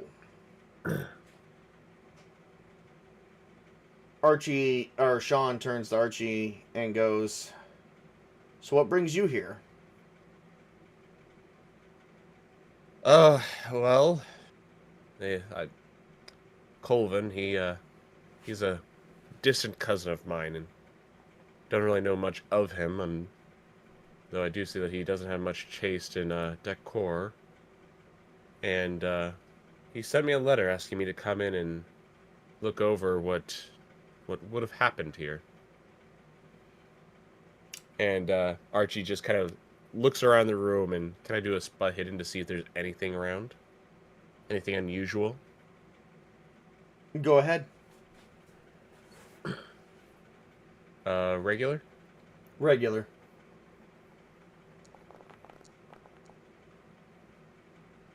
Yeah, no. Nothing unusual in the bedrooms. Sean turns to you and says, "So you're a distant relative of Colvin Delacoix, then?" Yep. That would make sense. I actually knew Colvin personally. I'm a colleague of Yes. his, old colleague. Yes. He's our mothers were cousins. Interesting. I worked with him at the university. I believe. I'm gonna roll. Let's see. I want to roll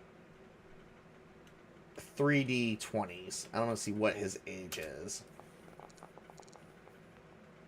Colvins. Colvin's. It says 29. I'm gonna say he's a little bit older than me. I remember Colvin when so I'm gonna say he's probably a little bit older. Maybe we went to school together. Did Colvin and I go to school together? Did Colvin and Sean go to school together? I'm gonna say is likely. only just because we are around the same age. It says 29, but I'm gonna make him a little bit older than me. Yes, we did go to school. Yes, Colvin and I actually went to school. I studied one thing. He studied something different. I decided to study the study of the geology, and I've studied law and accounting and mathematical numbers. He decided to take his studies elsewhere, which I don't think I recall what his studies were.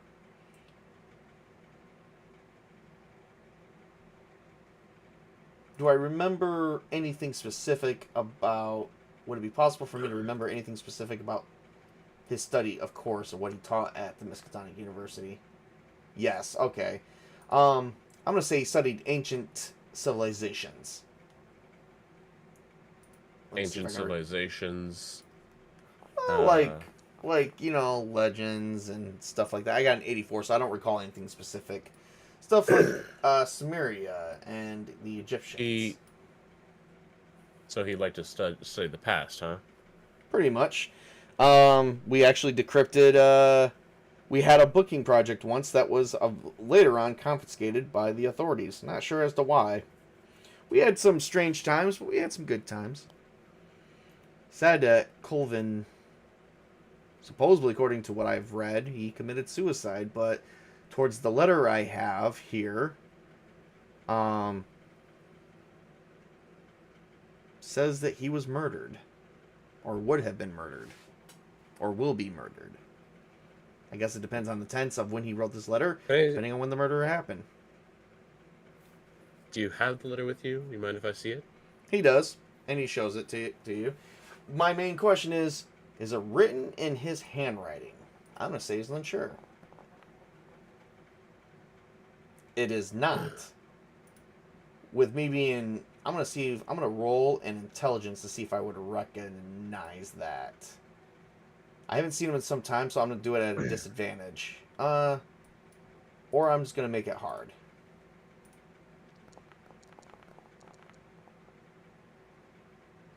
$40. I can spend 13 luck. I can spend 13 luck to pass.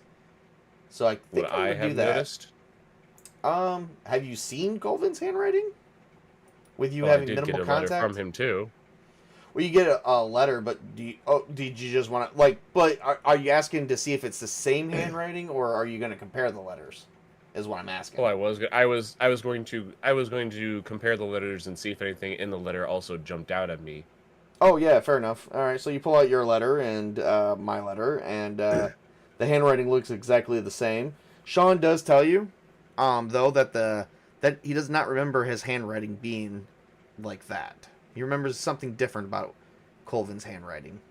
So, to me, both letters are written in the same manner. Yes. It's almost like an exact photocopy, but different words.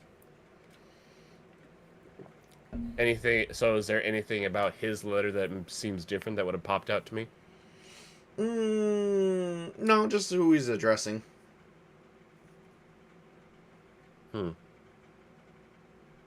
Actually, I'm going to roll on that for sure.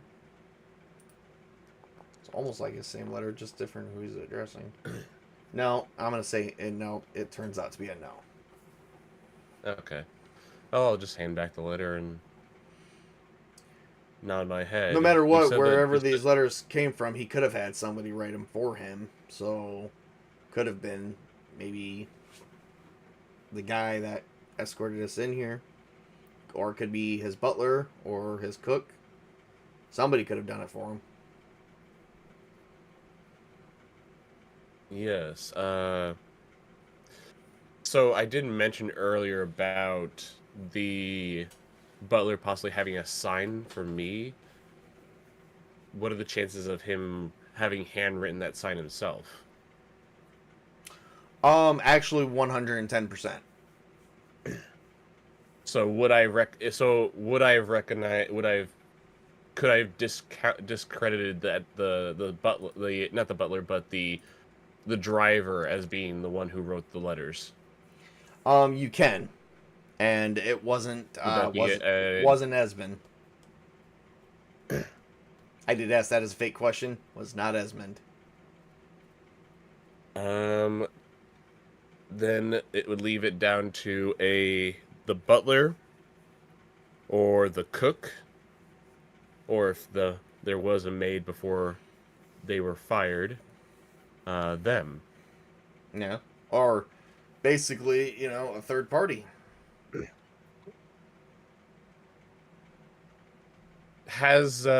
you know if the Colvin's um, lawyer has been around? Does Colvin have a lawyer? He's a rich man. Why wouldn't he have a lawyer? He does not. I'm also not the GM. That's kind of shocking that he wouldn't have a lawyer. I'm actually writing that down. Who's gonna handle his estate now? Jeez. Third party. There's a third party that we do not know about. So I'm going to put in third party and put a question mark. Because I think Sean would make the deduction there's potential a third party at work here. Maybe someone that has not presented themselves yet. Could there possibly be something in the butler's pantry that the butler could have wrote to maybe compare handwriting styles? Well, let's go check the butler's pantry.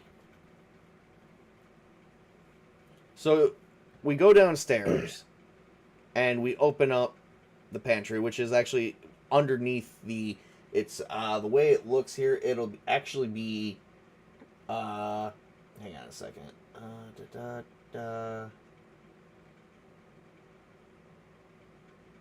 It would be underneath the staircase or a room leading into, like, it's weird. It's like you go downstairs, you turn the corner, and it's like there's a wall there, but the door looks like it's a little bit concealed, but when you open it, it's like an extra room. Something that you can't tell with the layout of the house. Kind of makes me think of the hidden room in Batman Forever, the third movie, where the butler's pantry is kind of hidden away behind things.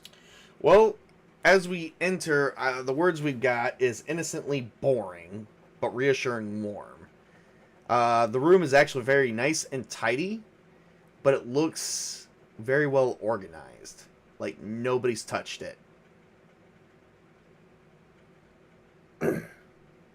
So I guess look around for anything that would have indicated handwriting from the butler. I'm going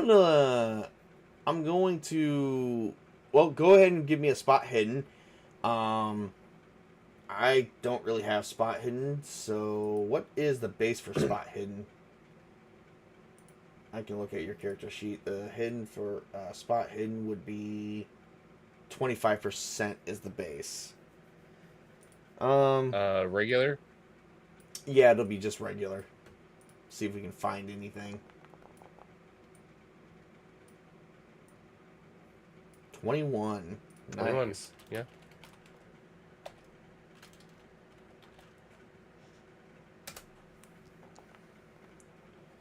Alright, so this is just for you. Alright, so we're going to roll for a scene adjust. Remove a character. Oh, Lord, Esmond's missing. So I guess as I walk down, I look around and, yeah, Esmond's not around. Let's see here. Let's pull an event focus to keep going. See if there's anything at all in this room, at least a fucking clue. So you do actually find a journal, and it is not the butler's handwriting. The butler's handwriting is different from the letters. Well, that knocks off at least one possibility. Anything in the journal? Nothing. Anything that Ooh, is Anything there that pops anything out to me that could be curious? is there well, there I imagine there's many journal entries or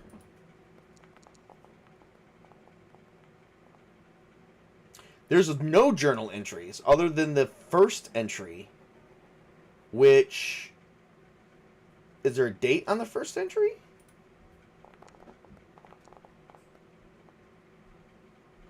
No, there's no date. Um, Oh, that's curious. let's see. What does the first let's see if I can roll something that would the tone well, I can give you it's going to have a cryptic message.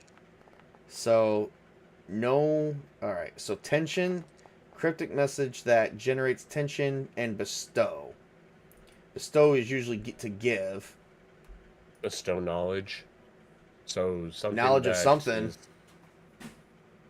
Could I use library use or occult to figure out what's being said? Um, give me an occult roll. Regular. Yeah, regular. It's definitely something that you might have read before. I'm just trying to figure out how we're gonna get that. But it generates information and tension within you. Just trying to figure out what it would say.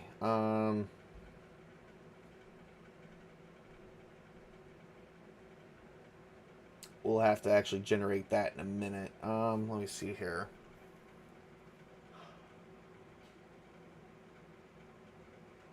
Does it express the fate?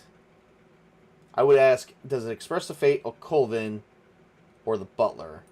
For Colvin, no. How about the butler?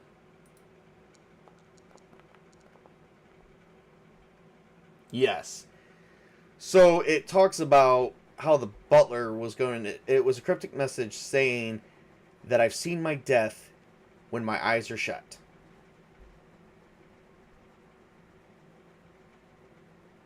Interesting. And that's all? Nothing else? Nothing at all. Which means he saw his death while dreaming. Is that what he's referring to? No, which means he saw his death in a premonition.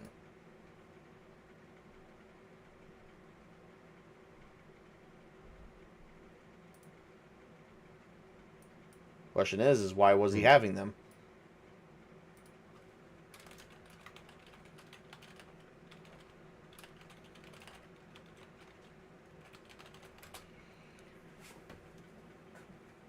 And with an occult roll, you would actually with your occult roll you would have succeeded, and that's what it would have meant.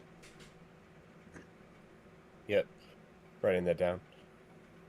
Yep. Sean is. I'm gonna roll a library use to see if I recognize any of the books on his shelf. Anything that would stand out. Oh, I definitely got a 10%. Is there anything unique on that shelf? On the butler shelf. Yes. Okay, there's something unique. There is a book of unique importance. Let's see here. Something that would possibly be related to something that Colvin was studying, maybe? Possibly. Let's see. I'm gonna roll for. It's gonna be a tome. I'm gonna roll descriptors for the object. So whatever this book is gonna be helpful, but it's worn. So which means Sean looks through it and he's like, "This is very old." Would it possibly be almost on the verge of falling apart? Could be. Is this book written in a different language? I'm gonna say is likely because it's old. Yes. All right, so he was studying something, because this is a completely different language. Is it a dead language, or considered a language that is dead or not used? No, it's a language that's currently used. Um, Is it a language that we recognize, that either of us would recognize? do you have a All I have is language the other? Carlton Library. Uh, nothing that you would recognize off the top of your foot without other language. And my other language is French. It's not written in Old French dialect, is it? No, it's a different language. We would have to get a cipher. Could I possibly spot a translation book? That I'm going to make it as an extreme. If something was after them, I imagine they would be hiding that. Oh, what I was going to say is we could go to Culver's library. Colvin's? Yeah, Colvin's. I would still think that would be a high thing, even if we went to Colvin's. Or his either his library or study, where he would probably have stuff like that to translate. Yeah. Well, Sean right now is just flipping through what he is. I mean, he's not really sharing a whole lot with you as he's trying to just flip from page to page. Is there diagrams in this book, or is it all words? Exception, no diagrams, all complete words. So it's very old. Very worn. Page is almost brittle. Pretty much.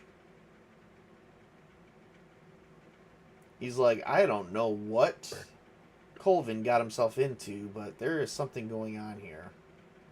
Speaking of which, next question is, why is this book in the butler's pantry? Why wouldn't this be in Colvin's library? That, or his my friend, study? Is a good question. Perhaps we should visit his study and see. Hang on one second. Perhaps we should visit his study and see what we can find, if anything at all. His study is actually located. Let's see here. Colvin's study.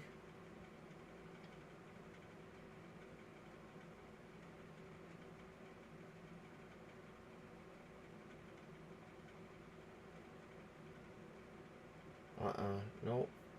Oh, yes, first floor. It'll be in the front of the house, with a shut door. So it's literally, so we walk out and back into so we walk away from the steps, out of the room, back past the steps into the grand hall, and off to like the slant right. There's a doorway that's kind of slanted that actually leads into a study. Is the door currently open? That is the question.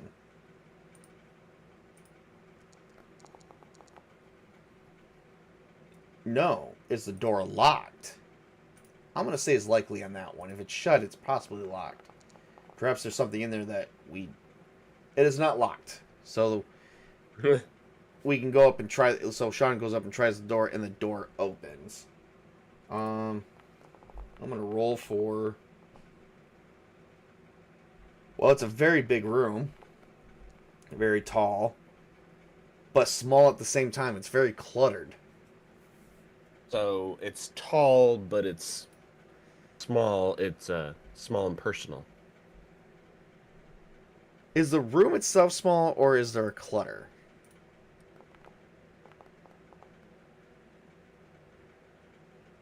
No, the room is not small. There is a clutter. Colvin was definitely studying something. Or he just had a system to where you just didn't mess with a man's mess. My question is, what? No, I think Colvin was a clean freak. Very well organized. We saw the butler's room. Exceptionally, yes. No, Colvin was very clean, very well organized. His system was one of the best. I mean, he built part of the library at the Miskatonic University, or at least a section of it. he would have never left a room like this. Well, I mean, just to argue back is just never mind. It's already been decided. And it's an I exceptional guess. yes. Yes, I was gonna say it's already been decided, so I dropped my point. But okay, I guess can I do a spot hidden to see if anything is noticeable? If maybe a book that's open that maybe matches the writing of the book that we found. Give me a hard one.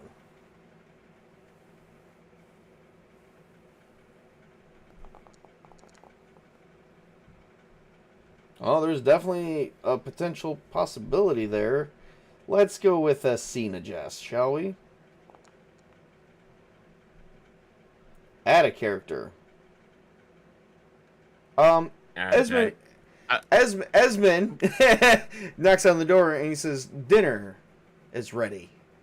Before you know it, about a good hour has passed. We've already, it's like 2, 3, it's like roughly, we got here between 12:30 and 1. It's roughly about 2:30. Is it a little early to be serving dinner? Not unless people go to bed early around here. Well, it could be more so that it's lunch. We're taking a late lunch because of our late arrival and everything. Oh, very true, very true. I was only asking Archie because this is very, very weird. Did we find that book though? Was there even a book here to find? That's the question. Well, you found a book with a translation in it. Close a thread. Uh-oh. Overthrow. Misfortune. Oh boy. I'll be in bed in just a minute, honey. We get to avoid any misfortune. Is that what it's saying? No. We get overthrown and misfortune. And the thread that's going to be closed is the case of the Red Hook. Well, that sucks. Oh, well. It can be reopened. It's just got nothing to do with it. It's just all that means is just got nothing to do with this part of the game. But let's see here.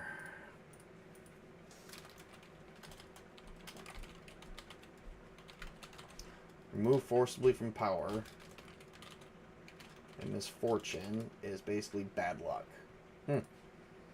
Overthrow, bad luck.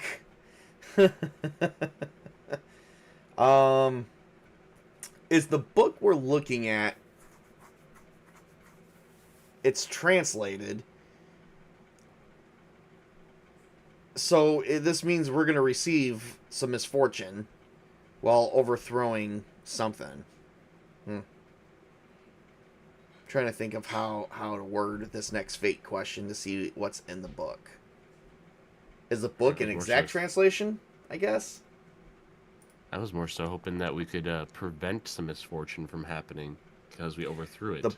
The book is definitely... well, the overthrow part is we found the book that is an exact translation. Almost word for word. So we did find something that will help us. So we got 2 books. One in one language and one translated. So could we possibly use the translated one to help with translating the one that we found? Well, I believe the one that is showing the translation is more or less a journal. I'm going to say that is likely. Like, this is a secondary book that Colvin was writing himself. No, it is not. It's literally... That means it would have to be a cipher. And somebody else translated it.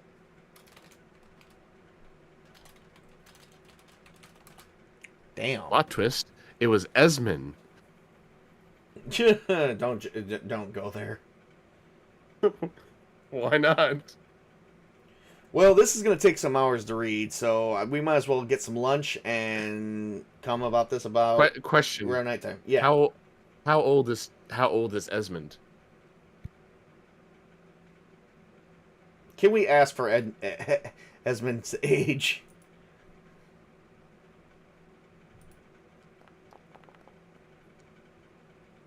It says we cannot ask. Ah, okay. Or that could also mean we cannot ask for his true age, which means we don't know. What I was gonna say is, what if Or he was young Esmond's enough? not willing to control. I was gonna Esmond's say is that definitely if a he prime suspect here because out of everybody who is supposedly on staff in the house, he's the only one left alive. Colvin's not alive, the butler's not alive, and the cook is not alive. I would like to pose the question of what happened to the maid, because Well, according to the question, we asked if there was a maid, and Mythic said no, so there's no maid. I'm saying what happened to Oh. what happened. Oh, in character, you're saying to that. a former maid.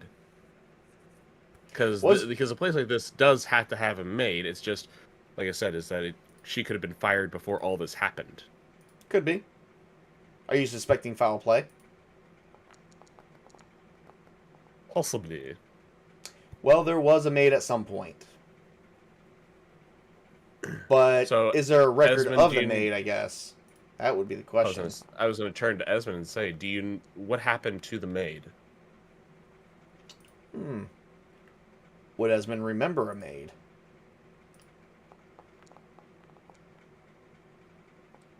Yes. Unexpected random event. Move towards a thread. Whoa. Okay. Start. Vehicle. Oh, shit. Someone's running off with the vehicle outside. Which vehicle? There's two of them. I'm rolling a D3. Both vehicles! They took both vehicles! And which thread should we move towards? Wait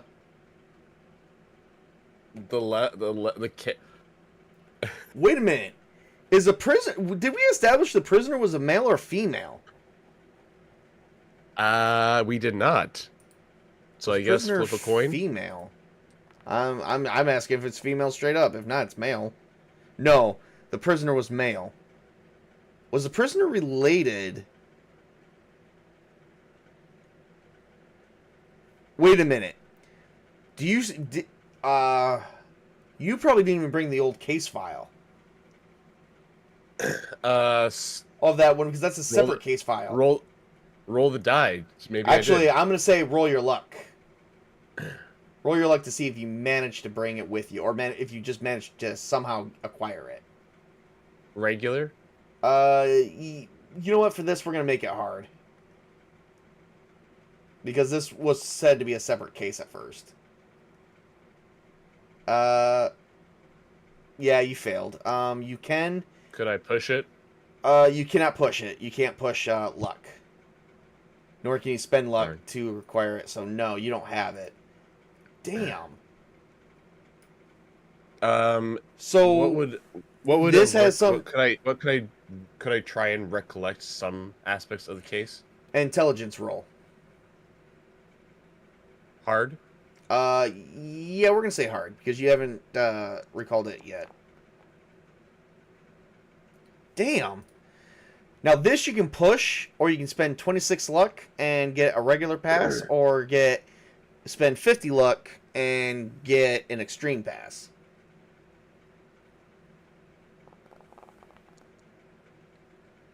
Oh, pushed roll, you succeeded.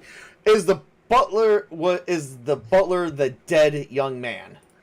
That's gonna be my next question. Who's laying on a front porch? You just couldn't tell in the photo. I'm gonna say that's likely because that would be the connection. So wait, the butler. The butler is the dead young man that was said to be killed by his brother. Wait a minute, why the fuck is he all the way in New York?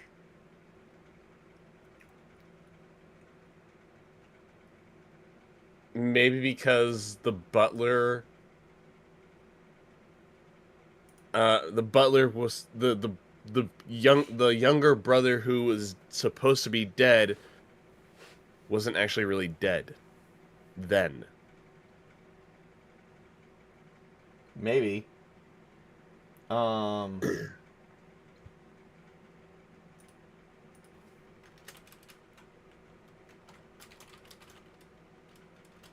butler is the younger brother of the prisoner.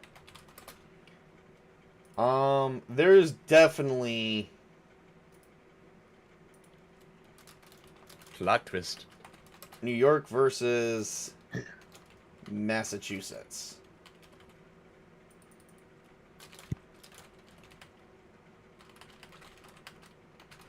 But I mean, if the bodies were already removed, how would I know what the butler even looked like? Unless maybe there was a picture around that showed. I did say the photo was. How... I did say the photo was obscure. It didn't show the whole house. It just showed you the body. Okay.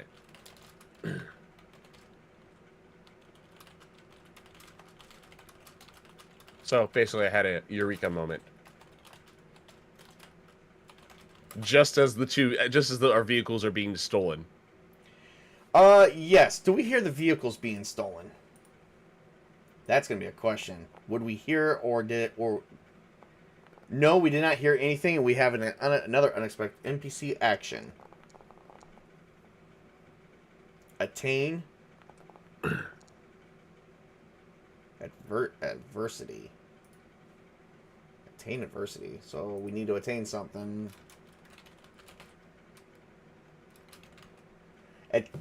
Attain misfortune. Oh dear lord. Misfortune. Luckily, we didn't hear shit because we were too busy investigating. That's how they stole the fucking vehicle. Motherfuckers. Okay. Well, I guess we can at least eat the finger sandwiches that Desmond provided for us. As we begin translating the book. We're gonna say missing vehicles.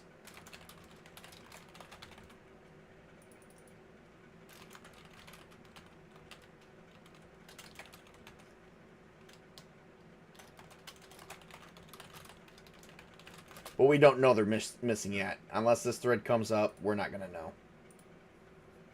So, that's definitely one thing. For future references, would Colvin have a horse and buggy available for alternative transportation? Something that he may have held over from before he purchased a vehicle? Yes. There is horse and buggy, and there is a barn out back.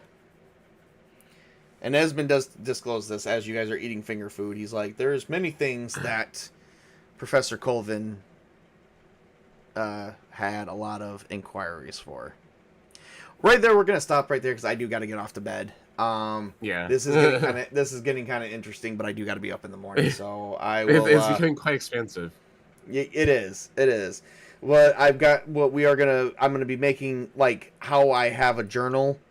I'm gonna be making journal entries. We're gonna be having clues and whatnot, and we are gonna see how many clues we've acquired this session, and see how many more we still have to look at, and then go from there. All right, Chris, thank you for joining me on this. This was actually quite fun. I am enjoying Mythic. It was. I am enjoying Mythic. I'm enjoying the fact that not even I fucking know everything. Definitely very freeing. This is growing so much fun. This is like, yeah, it's really fun. It is. All right, we will finish everything else at a later date. You guys, everyone, have a great night. Night, folks.